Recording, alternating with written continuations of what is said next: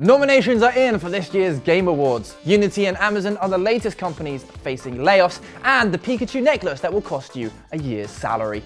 I'm Ash Dixon, and this is Ginx News. The award season is in full swing, and with the golden joysticks out of the way, next on the calendar is the Game Awards on December 7th. With 31 different awards up for grabs, a whole load of industry people will descend on LA for their chance at glory. Sweet, sweet glory in the form of a winged statue. And the nominations have now been announced, and it looks like we have two frontrunners tied for 8 prizes. One, unsurprisingly, is Alan Wake 2, and the other, also not surprisingly, is Baldur's Gate 3. Now, I already spoke a load yesterday on why I love the former, so I won't go on too much, but I mean, what other game lets you lick the corpse of a giant spider?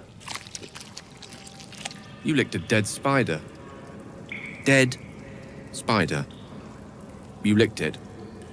That is something that happened. Speaking of which, Spider-Man 2 is close on its heels with 7 nominations. Sony will be very happy about that. Meanwhile, Nintendo have 2 Game of the Year contenders in the form of Super Mario Bros. Wonder and Tears of the Kingdom. But it's going to be an awkward night for Microsoft. Their poster child Starfield was, in my opinion, deservedly snubbed. It only got nominated for 1 award, Best RPG. Do you know who else is in that category?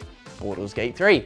Good luck with that one. In fact, Microsoft's leading first-party game is the fantastic Hi-Fi Rush. That's up for 5 awards, and while it's definitely faded into the mosaic of incredible games this year, let this be a reminder that it's on Game Pass, so go check it out. Meanwhile, the indie nominations have caused quite the stir. That's because the wonderful Dave the Diver is a frontrunner, and while upon first impression that might be reasonable, after all, it looks like a rather delightful indie game, and it is delightful, but while the developers Mint Rocket are a small team, they're a subsidiary of Nexon, the multi-billion-dollar South Korean gaming giant, hardly independent. It's a strange choice, and it's almost like the term indie game has just become synonymous with not AAA, and perhaps that highlights a problem with the categories. I actually think it would be great if more big companies created games like Dave the Diver, and they should rightfully be celebrated when they do, but not at the expense of actual independent games. Indie games are inherently riskier and harder to pull off, and I can imagine there'll be uproar if Cocoon, Dredge, Sea of Stars, or Viewfinder don't win. On top of all those awards, we should also get a healthy dose of new game announcements and release dates, so it should be a fun night all round.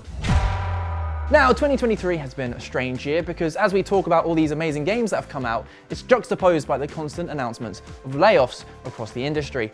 And that trend is sadly continuing as now 180 employees at Amazon's gaming division have lost their jobs, which particularly stings as back in April, another 100 people were also let go. According to VP Christoph Hartmann, it's due to the company shifting its efforts around Prime Gaming. He said, "We've listened to our customers and we know delivering free games every month is what they want most, so we are refining our Prime benefit to increase our focus there." Now, Amazon have been vocal about becoming big players in the gaming space, but so far their own games like New World have failed to really take off. They do have the new Lord of the Rings MMO in the works too, but for the most part, it looks like they're transitioning to more of a Game Pass style service. Meanwhile, Unity have announced they're also going to be laying off more employees, which is infuriating because they've already put 600 people out of work this year. Not only that, the leadership's idiocy also made Unity the most hated company in gaming a couple of months back after trying to shoehorn in their new runtime fees for their clients. The impact of that being them losing a ton of business and their reputation being decimated. And who's now being impacted by that? The innocent worker who's just trying to do their job. And people might say, oh, well, the CEO also lost his job too, to which I'd reply, yeah, because he was dreadful at it, and it's hardly any solace considering the guy is a multi-millionaire. I'm sure he's really upset sailing the world on one of his several yachts. Now, the worst part is, according to Unity, these layoffs were inevitable even without that whole controversy. So that likely means more bad news in the future. Meanwhile, for this current round of layoffs, everything is up in the air, meaning staff are just in limbo, left to wonder if or when they might lose their job. The joys of working in gaming in 2023. And while companies continue to skimp out on their workers, they're also keen to sell us stuff for exorbitant prices. Speaking of which, Pokimane have now teamed up with Tiffany to create a selection of ridiculously expensive jewelry. And I'm not kidding here, the most expensive item is this Pikachu pendant, which will set you back $29,000. It's 18 karat gold and comes with diamond accents, so you can decide if it's worth the price. Plot twist, It's not. Diamonds aren't even rare, and their prices are artificially inflated. Look it up. But hey, maybe you like that bougie looking Pokeball and thinks perhaps I'll just settle for one of the cheaper options. Well, guess what? A single small silver pendant will still set you back $1,290. Great if you want your wallet to be Cuboned.